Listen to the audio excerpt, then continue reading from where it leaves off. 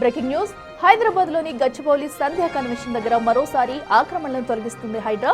గచ్చిబౌలిలోని FCI employees cooperating housing society లేఅవుట్లో అక్రమ కట్టడాలు, అనుమతులు లేని షెడ్లను హైడ్రా అధికారులు కూల్చివేస్తున్నారు. ఇప్పటికే సంధ్య శ్రీధర్రావు అక్రమాలపై తీవ్ర ఆగ్రహం వ్యక్తం చేసింది హైకోర్టు.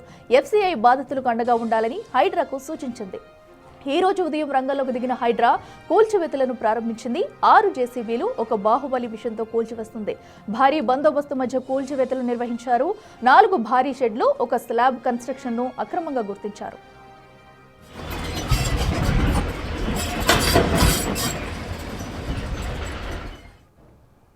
మరింత సమాచారం మా ప్రతినిధి సుజాత లైవ్ లో అందిస్తారే. సుజాత, చెప్పండి. ఇప్పటికే అటు సంధ్యా కన్వెన్షన్ వద్ద అయితే ఉదయం నుంచి కూడా ఆక్రమణలు అయితే తొలగిస్తుంది హైడ్రా. సో ఇంకా ఎంత మొత్తంలో ఈ ఆక్రమణలు ఉన్నాయి? సో ఇప్పటికే అటు సంధ్యా కన్వెన్షన్ కి సంబంధించి ఓనర్ పై కూడా పలు కేసెస్ అయితే నమోదైతే ఉన్నాయి. ఆయనకి సంబంధించిన బాధితులు కూడా ఇప్పటికే వచ్చి హైకోర్టులో పిటిషన్లు కూడా దాఖలు చేసిన దాఖలాలు మనం చూస్తున్నాము. సో ఇప్పుడు తదుపరి ఎలాంటి చర్యలు తీసుకునే అవకాశం ఉంది?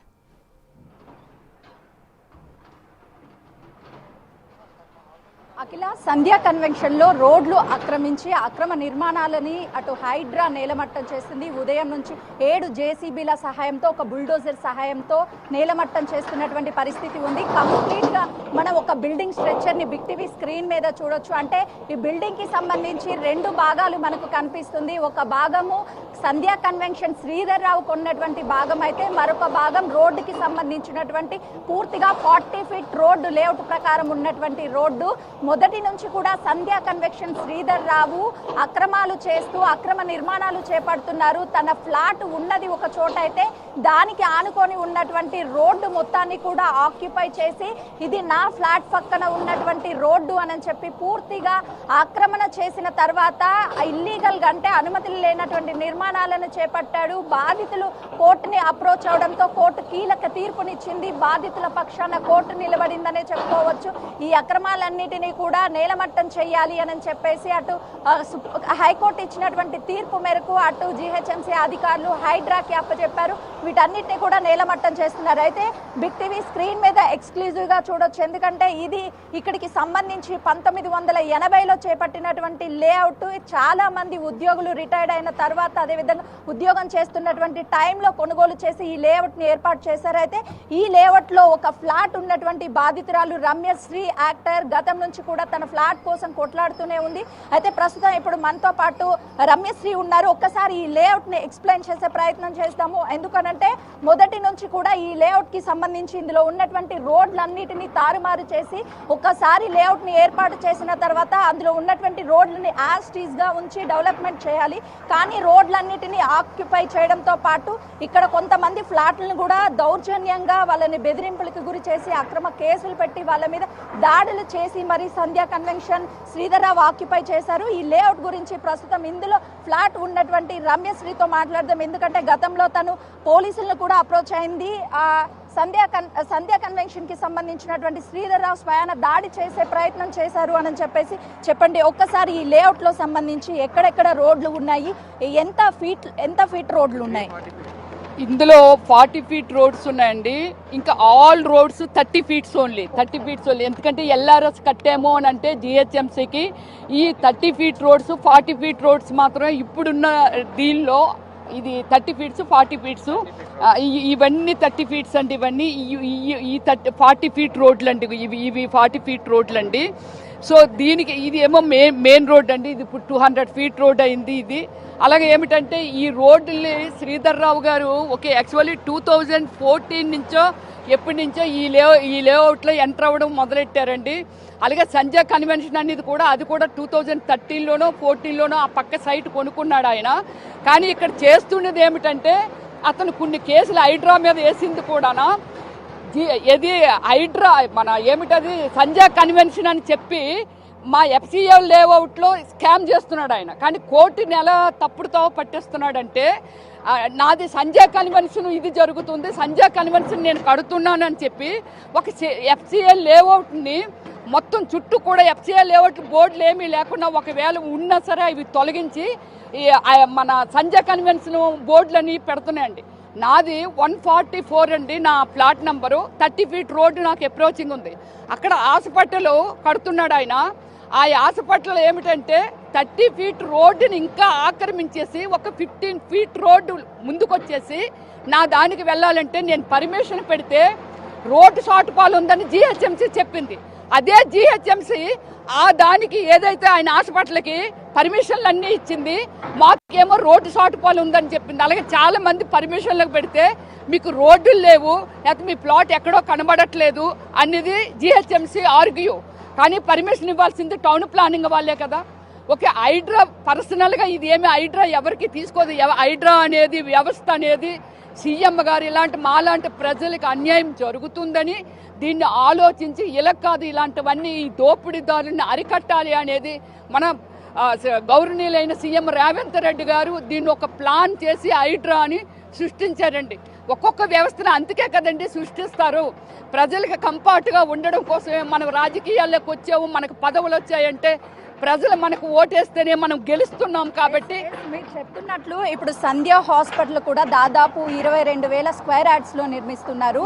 అంటే ప్రతి చోట సంధ్య కన్వెన్షన్, సంధ్య హాస్పిటల్, సంధ్య ఫుడ్ కోర్ట్, అసలు ఏంటి తనకి సంబంధం ఏంటి? కొనుగోలు చేశారా నిజంగానే? లేదండి, ఆయన చేశారండి, కొన్ని చేశారు. ఓకే, చెయ్యొచ్చండి, చెయ్యడం తప్పు కాదండి. ఎవరి దగ్గర డబ్బులు ఉంటే ఎవరు అమ్మేస్తే కొనుక్కోవచ్చు, ఇది తప్పు కాదు. నేను అమ్మలేదు, నా ఫ్లాట్ను ఆక్రమించేసి దానికి ప్లాటే లేదు అది ఇది అని. నిజంగా ఆయన కార్పొరేటర్ ఒక బిజినెస్ మ్యానా లేకపోతే ఏమిటండి? నాట్ ఓన్లీ మీ, ఎవరినైనా ఎన్ఆర్ఐలు కానీ ఎవరినైనా టచ్ అండి, అన్ని వర్డ్స్ బ్యాడ్ వర్డ్స్ వాడతాడండి. మనం అందరం ఎడ్యుకేటెడ్స్, ఇప్పుడున్న జనరేషన్లో ఒకళ్ళొకరు తప్పుడు మాట అంటేనే భరించలేము. మీకున్న ఐడియా ప్రకారము ఈ లేఅవుట్ లో ఎన్ని రోడ్స్ ఉన్నాయి, ఎన్ని ఫ్లాట్స్ ఉన్నాయి, మొత్తం ఎన్ని ఎకరాలు ఒక్కసారి ఎక్స్ప్లెయిన్. ఎన్ని ఎకరాలు కాదండి, ఇది 20 acres అండి. 81లో ఇది వచ్చి మన FCA లేఅవుట్ ఎంప్లాయీస్ అందరూ కలిసి ఇది వెంచర్ వేసుకున్నారండి. అప్పుడు కొని వెంచర్ వేసుకున్నారు. దానిలో ఏమిటంటే ఎవరికి అవకాశం ఉంటే వాళ్ళు కొనుక్కున్నారండి. ఈ మొత్తం అంతండి చూడండి, ఇవన్నీ 1 2 3 4 5 అండి. ఇది చుట్టూ దున్నుదండి, చుట్టూ మా కాంపౌండ్ వాల్ లాంటిది. సో ఇవి 30 ఫీట్స్ రోడ్స్ అండి. అంటే యాక్చువల్లీ 25 ఫీట్ రోడ్స్, కానీ ఎల్ఆర్ఎస్ కట్టాము కాబట్టి ఎల్ఆర్ఎస్ కట్టిన దానికి వాళ్ళు 30 ఫీట్స్, 25 ఫీటు 2.5 ఫీటు 2.5 ఫీటు అటు ఇటు వదులుకుంటాం, అప్పుడు 30 ఫీట్ అవుతుంది. మేము ఎల్ఆర్ఎస్లు కట్టి ల్యాండ్ కూడా మేము ఇచ్చాము 1,50,000 2 lakh ఇలాగ వాళ్ళ ఏరియాని బట్టి మేము ఎల్ఆర్ఎస్లు దగ్గర ఇప్పుడు కట్టామండి. ఇవ్వండి 40 ఫీట్ రోడ్లు అండి, ఇవ్వండి ఇవ్వండి చూడండి, 3 40 ఫీట్ రోడ్లు ఉన్నాయండి 20 acresలో. అంటే ఎంట్రన్స్లు కానీ ఇవన్నీ. తర్వాత అన్ని ఎవరికి వాళ్ళు అప్రోచింగ్, ఒక కాలనీ అటు ఇటు ఉంటుంది. ఇది యాక్చువల్లీ హౌసింగ్ సొసైటీ అండి. ఆయన కోర్టులో వేస్తున్నవి కూడా ఎలాగేస్తున్నాడు అంటే అండి, కొన్ని కంపెనీల పేరు మీద వేస్తున్నాడు. అసలు ఇందులో కంపెనీలు ఎలా వస్తాయండి? ఇది హౌసింగ్ సొసైటీ అయితే ఒక కంపెనీలు ఇందులోకి ఎలా వస్తాయండి? ఏ విధంగా ఆయన కన్స్ట్రక్షన్ చేస్తాడండి? చేయడం తప్పు. ఫస్ట్ ఆఫ్ ఆల్ ఏంటంటే కంపెనీల పేరు మీద, హైడ్రా మీద కానీ లేకపోతే అతను పర్సనల్ దీనిగా కానీ కంపెనీల పేరు మీద వేస్తున్నాడు. అసలు ఈ హౌసింగ్ సొసైటీలో నువ్వు కంపెనీలు కట్టే హక్కు ఫస్ట్ లేదండి. సో అది ఒక ఫాల్ట్. తర్వాత వచ్చి ఓకే, నువ్వు కొనుక్కున్నావు, నీ దానిలో నువ్వు ఎంత ఏమి లోకాన్నైనా సృష్టించుకోండి, కానీ పక్క వాళ్ళు పాపం ఎంతో వాళ్ళ అవసరాలకు ఎప్పుడులోనూ కొనుక్కొని వాళ్ళ జీవనోపాధి అండి. ఈరోజు ఈ మొత్తం ప్రపంచం అంతా ఒక డెవలప్ అయ్యిందంటే ఎలా డెవలప్ అయ్యిందండి? దేనికోసం డెవలప్ అయింది? ఈరోజు హైదరాబాద్ డెవలప్ అవ్వలేదండి, ఒక డెవలప్ అయింది. మా పిల్లలకు పెళ్లి చేయాలి, మా పిల్లలు ఎడ్యుకేషన్ చేయించాలి, లేకపోతే ఇలా అండి, లేకపోతే మాకు ఏజ్ అయిపోయింది. ఈ లేఅవుట్ ప్రకారం చూస్తే ఖచ్చితంగా కూడా లేఅవుట్లు అనేది రోడ్లు చాలా కీలకము, యాస్టీజ్ రోడ్లు ఉంచాలి. కానీ ఎట్లా రోడ్లను ఆక్యుపై చేశాడు? బెదిరింపులకు ఏమైనా గురి చేశాడా? ఫ్లాట్ ఓనర్స్ దగ్గర నుంచి ఎలా ఫ్లాట్? మీరు మొత్తం అంతా కెమెరాని ఇలా తిప్పండి, ఇవన్నీ ప్లాట్స్ అండి. మీకు నేను ఒకటి చెప్తున్నాను, ఎల్ఆర్ఎస్ కట్టామంటే వాళ్ళు మనకి ఒక హద్దులు లేకుండా ఎల్ఆర్ఎస్ అయితే మనకి ఇవ్వరండి, అంతే కదండి. ఎల్ఆర్ఎస్ అయితే హద్దులతోనే మనకి ఇస్తారు కదండి. కానీ ఆ హద్దులు ఏవైతే ఉన్నాయో ఆ హద్దులు తీసేసి ఎంత ప్లేన్ గ్రౌండ్ తీసేసి చూడండి. ఎల్ఆర్ఎస్ కట్టామంటేనే ప్రభుత్వానికి మేము డబ్బులు కట్టాం, మన ప్లేసులు మనం చూపించాం. తర్వాత కూడా మేము కొన్ని ఫినిషింగ్లు చేయించుకున్నాం. ఆ ఫినిషింగ్లు కూడా తీయించేసి ఇక్కడ వాళ్ళు అంటే ఇది నాది తప్ప ఈ లోకం నాకే కావాలని అనుకున్నప్పుడు పాపం కొందరు అమ్మేశారండి. అది బెదిరించి అమ్మారా, పాపమా పుణ్యమా మనకు తెలియదండి. వాళ్ళు ఇప్పుడు కొందరు బయటకు వచ్చి చెప్తున్నారు, ఇలాగ బ్లాక్ మెయిల్ చేయడము, మీరు ఎవరికి అమ్ముతారు నేను చూస్తాను, ఇది నాకు మాత్రమే ఉండాలి, నాకే అమ్మాలి. ఇక్కడ ఎగ్జాంపుల్ అండి, ఇక్కడ 1,00,000 రూపాయలు ఉందా అనుకుందాం, అక్కడ 25,000 అడుగుతారు అనమాట. ఇక్కడ 1,00,000 రూపాయలు ఉంటాయి. ఎగ్జాక్ట్లీ మీరు చెప్పినట్లు ఒక్కసారి మనం ఆ బిల్డింగ్ స్ట్రక్చర్ చూస్తే మనకి 2 భాగాలు కనిపిస్తుంది, 2 ఫ్లాట్లు. ఇదంతా కూడా రోడ్డుకి సంబంధించినటువంటి భాగము, 40 ఫీట్ రోడ్డు. అది తన ఫ్లాట్ అయి ఉండొచ్చు. అంటే తన ఫ్లాట్ పక్కనే ఉన్నటువంటి రోడ్ ని అలా ఆక్యుపై చేసి మొత్తం రోడ్ లాగా కన్స్ట్రక్షన్ చేయొచ్చు? లేదండి, చెయ్యకూడదు, కానీ చేశారండి ఆయన.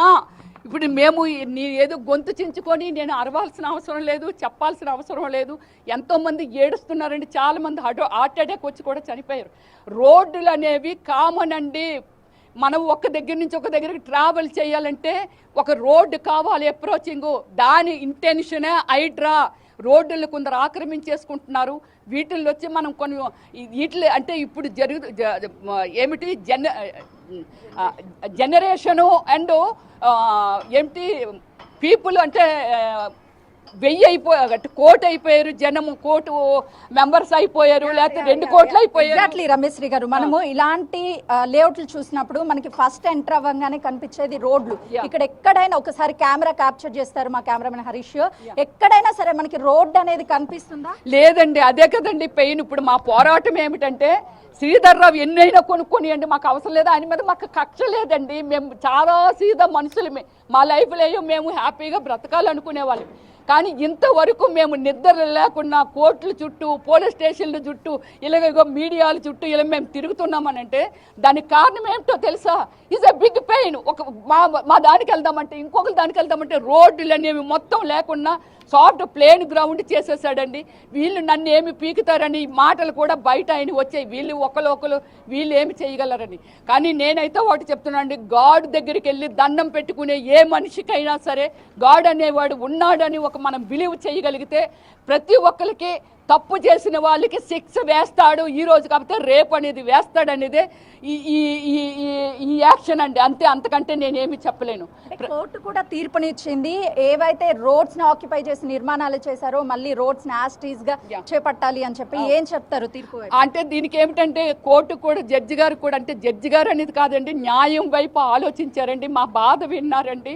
అలాగే హైడ్రా కూడా ఎన్ని రోజుల నుంచో దీని మీద వాళ్ళు పోరాడుతున్నారు. హైడ్రా కూడా అయ్యో వాళ్ళకి ఒక న్యాయం జరగాలి. ఆ FCI లేఅవుట్ రమ్యశ్రీనో లేకపోతే ఇంకొక 10 మందో కాదు, ఈయన ఎన్ని కొన్నాడు అనేది కూడా మేము ప్రూవ్ చేస్తామండి. ఎన్ని కొన్నారు, ఇందులోను ఎన్ని నేను కొన్నానని చెప్తున్నారు అనేది ఇవన్నీ కోర్టు చూసుకుంటుందంటే కోర్టు ప్రూవ్ చేస్తుంది. కానీ హైడ్రా అనేది తన ధర్మం తను చేస్తుందే తప్ప అతను అనవసరంగా వెళ్ళలేదండి. యు బిలీవ్ మన కమిషనర్ రంగనాథన్ సార్ గారి మీద కూడా అనెన్సరీ కేసులు, ఎన్నో కేసులు ఆయన పెట్టారండి.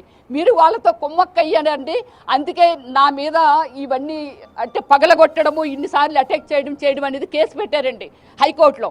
మేమెవరు అండి, మేమెంతోళ్ళు, మేము చాలా చిన్న వాళ్ళం. మేమేమి కమిషనర్ గారికి మేము చేయగలం. ఆయన IPSగా ఉన్నప్పుడే చాలా పెద్ద పేరు ఉందండి ఆయనకి. చాలా ఒక మహిళగా మీరు ఇక్కడ ఫ్లాట్ ఉండి బయటికి వచ్చి మొదటి నుంచి పోరాటం చేస్తున్నారు. ఢిల్లీ మాలా చౌదరి అని ఒక మహిళని కూడా అక్రమ కేసులు పెట్టి తనని లోపలికి పంపించారు. సుప్రీంకోర్టు కూడా తీర్పునిచ్చింది 10 లక్షల నష్టపరిహారం పరిహారము. అలాగే ఇక్కడ పోలీస్ స్టేషన్లు ఏం చేస్తున్నాయి, కోర్టులు, హైకోర్టులు అవి ఏం చేస్తున్నాయి.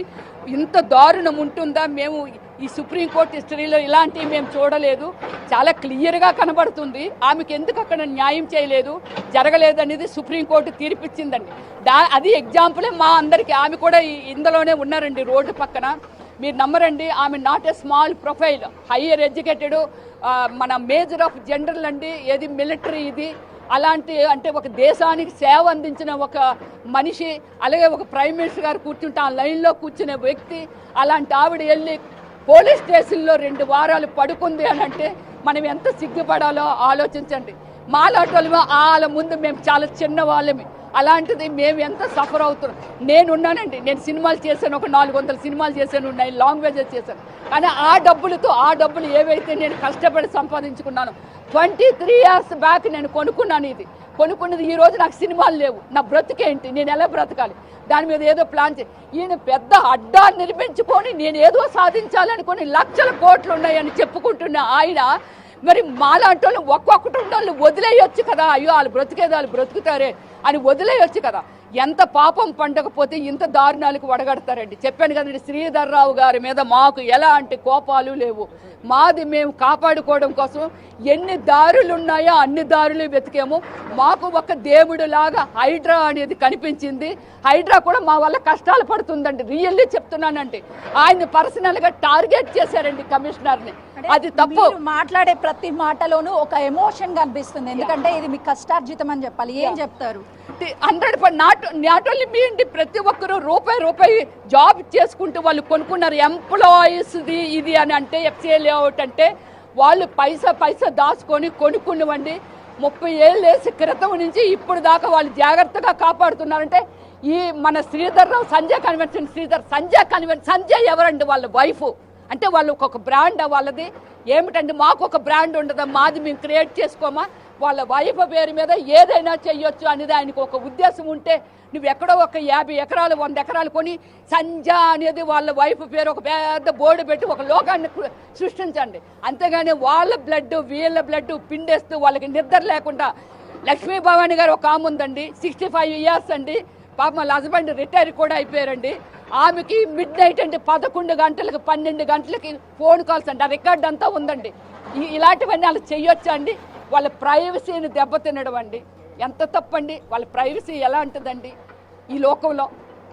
సో అలా చూస్తే వాస్తవానికి ఇక్కడికి వచ్చినటువంటి బాధితురాలు రమ్యశ్రీ యాక్టర్ తన ఆవేదన వ్యక్తం చేస్తుంది. హైడ్రా మాకు న్యాయం చేస్తుంది, సీఎం రేవంత్ రెడ్డి హైడ్రా తీసుకొచ్చిన తర్వాత మాలాంటి వాళ్ళకి న్యాయం జరుగుతుంది, కన్స్ట్రక్షన్స్ మొత్తాన్ని కూడా నేలమట్టం చేయాలి, శ్రీధర్రావు మీద మాకు వ్యక్తిగతంగా ఎలాంటి కోపం లేదు, మా ఫ్లాట్లు మాకు కావాలి, మాకు ఇప్పుడు న్యాయం జరుగుతుందని ఒక నమ్మకం ఉంది అని కూడా యాక్టర్ రమ్యశ్రీ చెప్తున్నారు.